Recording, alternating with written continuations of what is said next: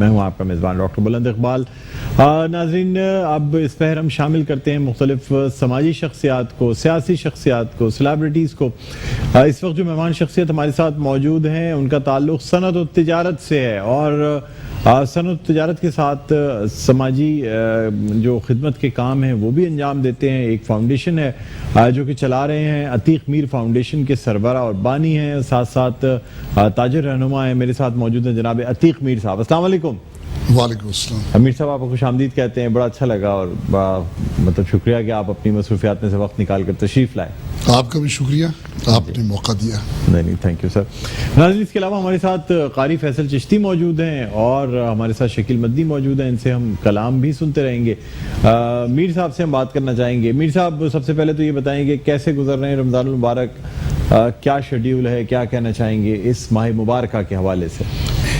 دیکھیں، رمضان کا مہینہ حالانکہ ساری چیزیں اپنی جگہ پہ ہوتی ہیں، لیکن محسوس ہوتا ہے کہ کوئی تبدیلی، کچھ جیسے منظر نامہ تبدیل ہو گیا، کیونکہ رمضان کی جو برکت ہے وہ انسان کے دل میں موجود ہوتی ہے۔ دل سے ہم محسوس کرتے ہیں کہ یہ کتنا ایک اہم اور کتنا بڑا مہینہ ہے، بالکل، جس میں اللہ پاک کی برکتیں، رحمتیں کا نزول یقیناً عبادت گزاروں پر خصوصی طور پہ نازل ہوتا ہے۔ بے شک۔ تو ایک تقدس انسان کی سوچ میں آتا ہے۔ بے شک۔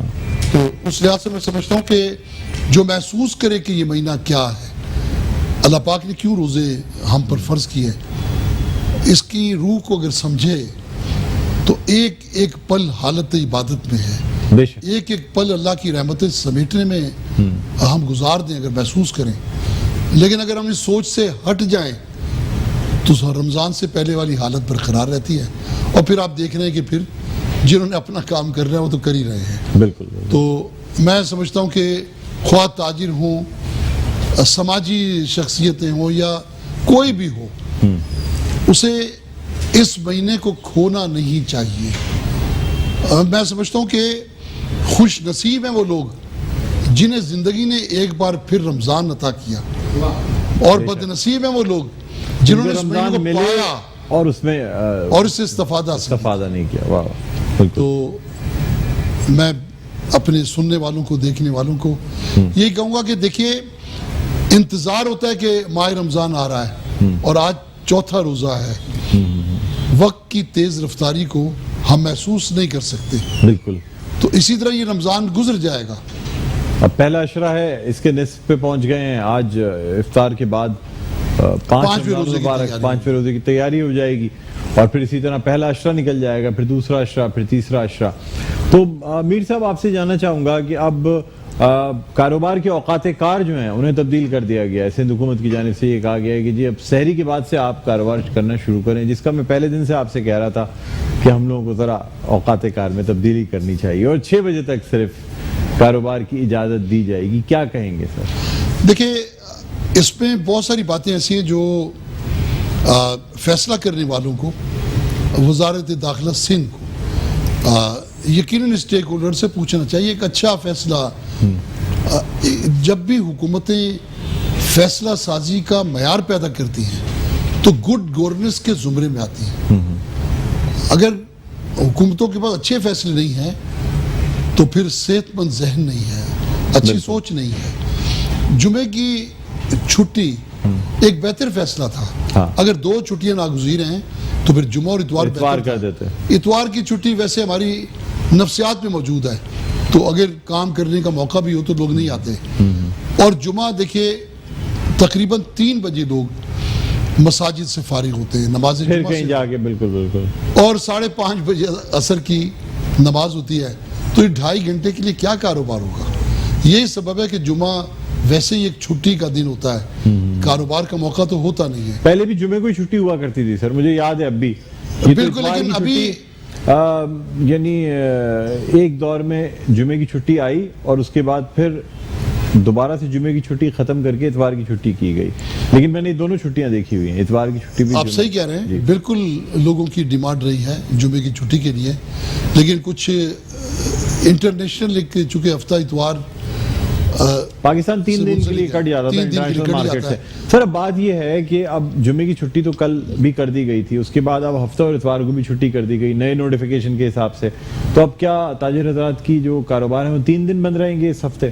نہیں, ایسا نہیں ہے, اس لیے کہ اب جب یہ فیصلہ آ گیا کہ اب جمعے اور اتوار کی بجائے ہفتے اور اتوار کی چھٹی ہو, تو کل چونکہ جمعے کے دن یہ نوٹیفیکیشن جاری ہوا تو تاجر یہ سمجھے کہ اب ہمیں کل بھی بند رکھنا ہے. اچھا, جبکہ حکومتی ذمہ داروں نے اس بات کی تردید کی جس کے باعث آج سارا شہر کھلا ہے. تو میں یہ بات کہنا چاہ رہا ہوں, دیکھیں رمضان المبارک ہے, ساری دنیا میں جو مذہبی تہوار آتے ہیں کرونا کے باوجود اس کے لیے راستہ نکالا گیا, اس کے لیے موقع دیا گیا. عید ہے, آپ دیکھتے ہیں عید پر بچوں کی تیاری پورے گھرانے کو خوش رکھتی ہے. صحیح بات ہے, تو موقع ملنا چاہیے کہ وہ خریداری کریں, اور دوپہر میں ممکن نہیں ہے کہ لوگ اس جھلستی گرمی میں روزے کی حالت میں گھر سے نکلیں اور خریداری کریں. تو اب یہ جو پہلا عشرہ ختم ہوگا, تو میں آپ کے اس پروگرام کے توسط سے حکومت کو یہ پیغام دینا چاہتا ہوں کہ دوسرے عشرے میں رات کی اوقات میں خریداری کا موقع دیا جائے. بالکل, پھر کچھ کپڑے والے ہیں اور دوسری چیزیں ان کو ریلیکسیشن ملنی چاہیے. عتیق میر صاحب آپ سے مزید گفتگو کریں گے. فیصل چشتی ہمارے ساتھ موجود ہیں, درخواست کروں گا کہ بارگاہ رسالت میں آپ صلی اللہ علیہ وآلہ وسلم ہدیہ نعت پیش کرنے کی سعادت حاصل کریں. تو شاہ خوباں تو جانے جانا, تو شاہ خوباں تو جانے جانا ہے, چہرہ ام الکتاب تیرا نہ بن سکی ہے, نہ بن سکے گا, نہ بن سکی ہے, نہ بن سکے گا مثال تیری, جواب تیرا مثال تیری, جواب تیرا. تو سب سے اول, تو سب سے آخر, ملا ہے حسن دوام تجھ کو, ملا ہے حسن دوام تجھ کو, ہے عمر لاکھوں برس کی تیری, ہے عمر لاکھوں برس کی تیری, مگر ہے تازہ شباب تیرا.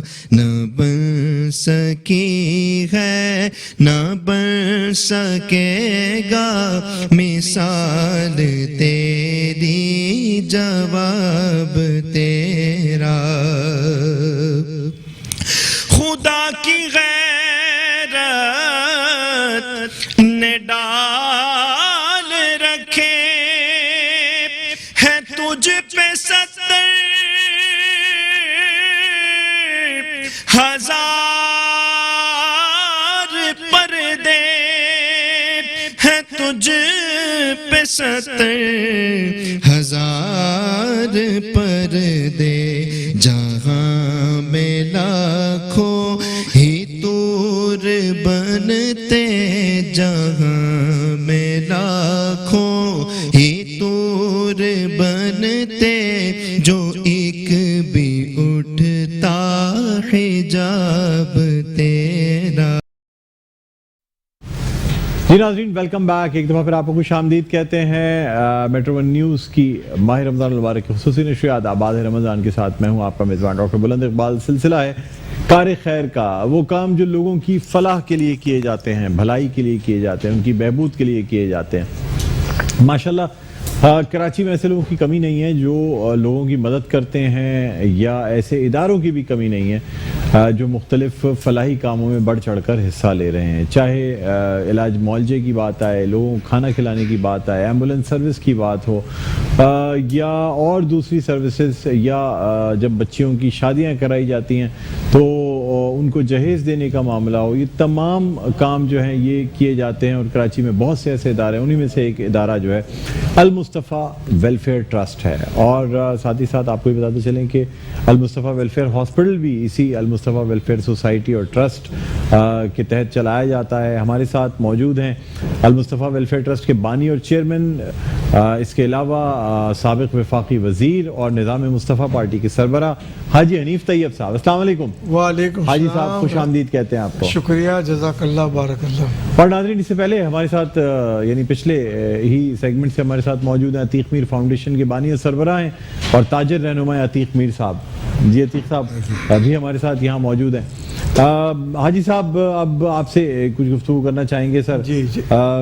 المصطفیٰ ویلفیئر ٹرسٹ اور پھر المصطفیٰ ویلفیئر سوسائٹی، اور خاص طور پہ حاجی صاحب نے جب سے پروگرام میں بتایا مجھے کہ جب یہ کام کرنے کا آغاز کیا تو پہلے تو یہ سوچتے رہے کس نام سے کیا جائے. نام ہی ایسا رکھ دیا جہاں مصطفیٰ کا نام نامی آ جائے رسول اللہ صلی اللہ علیہ وآلہ وسلم کا، تو پھر خیر و برکت کی کوئی انتہا رہتی ہی نہیں ہے. یہی وجہ ہے کہ جس طریقے سے کام اسٹارٹ کیا آج وہ بڑھتے بڑھتے بڑھتے بڑھتے وسیع و عریض ہوتا چلا جا رہا ہے. مختلف کیمپسز بنتے چلے جا رہے ہیں، مختلف لوگوں کے لیے ہاسپٹلز، اسکولز، ان تمام چیزوں کا سلسلہ چل رہا ہے. حاجی صاحب آج کون سے پروجیکٹ کے بارے میں بات کریں گے آپ؟ آج میرے خیال میں یتیم بچوں کے لیے ہے. سرکار دو عالم صلی اللہ علیہ وسلم نے بڑے فضائل بیان کیے، اور قرآن مجید میں یتیموں کی پرورش کے بارے میں سرکار نے فرمایا کہ یتیم بچے کے سر پر آپ شفقت کا ہاتھ رکھیں تو ہاتھ کے نیچے جتنے بال آئیں گے اتنی اور اس سے زیادہ نیکیاں اللہ عطا فرماتا ہے. بے شک. اور ظاہر ہے کہ سرکار دو عالم صلی اللہ علیہ وسلم کا ارشاد گرامی ہے کہ دنیا میں سب سے اچھا گھر وہ ہے جس میں یتیم بچہ اور اس کے ساتھ اچھا سلوک کیا جائے. سبحان اللہ. بالکل بے شک. سب سے بدترین گھر وہ ہے جس میں ایک یتیم بچہ ہو، اس کے ساتھ بدسلوکی کی جائے. ان باتوں کو سنتے سنتے، اور جب ہندوستان پاکستان نہیں بنا تھا تو ہمارے والدین ظاہر ہندوستان میں رہتے تھے، تو میرے نانا حاجی عبدالغنی اور ان کے بھائی حاجی عبدالکریم نے تجارت کرتے کرتے جب سعودی عرب میں پیٹرول اور سونا دریافت نہیں ہوا تھا پہلے، ہاں، تو یتیم خانہ انڈیا سے جا کر بنایا تھا، جو باب مجیدی مسجد نبوی کے بالکل الٹے ہاتھ میں پہلی عمارت وہی تھی. اچھا. اب 1986 سے یہ جگہ مسجد نبوی کا حصہ ہے ہمارے خاندان کی طرف سے. تو ایک ذہن میں تھا کہ ایسا کچھ کام کیا جائے. تو بہرحال الحمدللہ ایک تو جب زلزلہ آیا تھا کشمیر میں اور سرحد میں KPK میں، تو ہمیں بچے 74 یتیم بچے ملے تھے. پڑھایا لکھایا، تعلیم پرورش تربیت سب کی، اور الحمدللہ وہ اب اپنے پاؤں پہ کھڑے ہو کر سرکاری ملازمتوں کو جوائن کر چکے ہیں. اور الحمدللہ آپ جو کراچی میں پھر دوسرا قائم کیا اس کا نام یتیم خانہ نہیں رکھا، کیونکہ اس سے انفیریٹی کمپلیکس ہوتی ہے. تو بچہ کہتا میرا گھر ہے المصطفیٰ، میں اس میں رہتا ہوں. تو الحمدللہ اللہ کے ایک ہی صاحب خیر نے اللہ اور برکتوں سے مال فرمائے، ایک ہی آدمی نے کروڑوں روپے سے وہ اکیلے نے بنا دیا. اور الحمدللہ اب 2 نقشے ہم جمع کر چکے ہیں اسلام آباد میں CDA میں، ایک بچیوں کا یتیم خانہ، ایک بچوں کا یتیم خانہ. بہترین ان کی تعلیم ہوتی ہے، انگلش میڈیم میں پڑھایا جاتا ہے تاکہ وہ معیار پر پورے اتر سکیں، اور ان کی دعوتیں اس طرح کی جاتی ہیں جیسے آم آ گیا تو آم پارٹی ہو گئی، واہ، کبھی آئس کریم، گرمی آ گئی تو آئس کریم کھلا دی، کبھی سردی آ گئی تو مچھلی کھلا دی، اور کبھی PF میوزیم میں ادھر ادھر ان کو پکنک پہ لے جاتے ہیں. تو اس طرح سے ان کی دعائیں ملتی رہتی ہیں. تو ایسا جو اسلام آباد کا ادارہ ہے اس کے لیے بھی کسی کا کیا نام رکھا گیا ہے جو خواتین کا جو رکھا جائے گا، جو سب کا گھر میرا گھر المصطفیٰ، میرا گھر المصطفیٰ. تو جو بھی میرا گھر المصطفیٰ کے سلسلے میں تعاون کرنا چاہے، جگہ دینا چاہے، تعمیرات میں مدد کرنا چاہے، تو اللہ تعالیٰ اس کو بہترین اجر دے گا، اور پھر اس پر نبی کی شفاعت کے دن، محشر کے دن خاص نظر کرم ہوگی کہ یہ میرا وہ امتی ہے کہ جس نے یتیم بچوں کے ساتھ یہ کیا. 1 سال گورنر سندھ نے ان کی افطار کرائی، اچھا، تھوڑا فاصلے میں بٹھا کر کے، تاکہ بچوں کو یہ احساس ہو کہ یہ گھر جو ہے یہ پچھلے سال کی بات، پچھلے سال ہے. اس سال ہم سے رابطہ جاری ہے، چیف منسٹر ہاؤس والے چاہتے ہیں کہ ہمارے یہاں ہو جائے، تو ظاہر فاصلے کا تو خیال رکھیں گے، ایس او پیز کا خیال رکھا جائے گا، یہ ضرور خیال رکھا جائے، لیکن یہ ضروری ہے کہ بندہ کم سے کم سارا وقت آپ صدر، وزیر اعظم، گورنر، فورن منسٹر تو ان کے ساتھ گزار رہے ہیں، تو ان یتیم بچوں کے ساتھ تھوڑا سا گزاریں. اگلے جہان میں یہ وقت گزارنا جو ہے وہ آپ کے لیے سود مند اور زیادہ ثابت ہو. اچھا، کراچی میں کس جگہ تعمیر کیا گیا ہے یہ جو میرا گھر المصطفیٰ بنایا گیا؟ کراچی میں کورنگی میں ایک علاقہ ہے نورانی بستی، چکرا گوٹ بھی کہلاتا ہے. چکرا گوٹ، جی جی جی. ایک ہی بندے، اللہ اس کو جزائے خیر دے، بے شمار اس کو برکتیں نازل کرے، کئی ہزار گز کا پلاٹ ایسے کاموں کے لیے اس نے فری آف چارج دے دیا. اب ظاہر ہے لوگوں کے دل سے دعا نکلتی ہے. اب اس میں بھی ایک ہم نے جگہ چونکہ بڑی ہے تو یہ بچیوں، یتیم بچیوں کے لیے الگ پورشن بھی قائم کرنے کا ارادہ کیا ہے. اور خصوصی بات یہ ہے کہ ہمارے یہاں تعلیم ہے، تربیت نہیں ہے. تربیت نہیں ہے. ان بچوں کے لیے ہم نے دونوں رکھے ہیں کہ ان کو علم نافع یعنی تعلیم بھی اچھی دی جائے، نفع بخش، اور ان کی تربیت اچھی کی جائے. میں آج ہی وہاں سے آیا ہوں، اس تھوڑے عرصے میں 5 بچوں نے حفظ بھی کر لیا ہے. ماشاءاللہ. 5 بچوں نے، کتنے عرصے میں یہ کب سے آپریشنل، کب سے؟ 2-2.5 سال، 2.5-3 سال ہو گئے. 5 بچوں نے حفظ کر لیا. اور ظاہر ہے کہ اب رمضان شریف کے بعد ان کی ایک تقریب جو بتایا تو ایک تقریب بھی رکھیں گے. کتنے بچے اس میں اس وقت؟ 125 بچے ہیں. 125 بچے. 125 بچے. ابھی مزید گنجائش ہے بچوں کی؟ مزید گنجائش کی کچھ کمی پڑ رہی تھی. جنہوں نے بنایا میں نے ان سے کہا کہ ڈاکٹر صاحب اب اگلے سال تو نئے ایڈمیشن نہیں ہوں گے. تو انہوں نے کہا کہ کیوں؟ جگہ نہیں ہے. تو کیا کروں پھر؟ تو 1 فلور بنا لے. اللہ ان کو اجر دے، 2 فلور بنا دیے. اچھا، 1 کے بجائے 2 فلور. کسی وجہ سے کام میں رکاوٹ نہ ہو تو اللہ تعالیٰ سب کو اس کا اجر دے.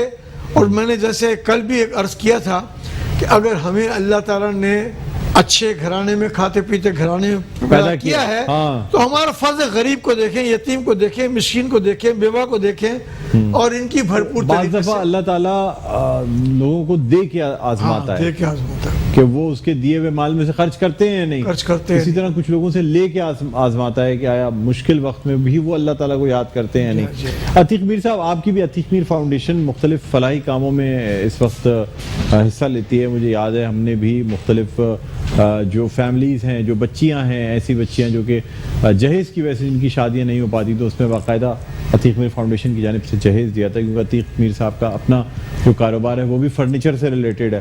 تو سر کیا اس عتیق میر فاؤنڈیشن میں کیا کچھ کیا جاتا ہے؟ دیکھیے، ہم نے ایک چیز کو زیادہ ایک اوپر جس پر ہم کام کر رہے ہیں وہ ان غریب بچیوں کی شادی کا لفظ جہیز میں اس لیے نہیں کہوں گا کہ اس میں تھوڑی سی ایک ناپسندیدگی آتی ہے.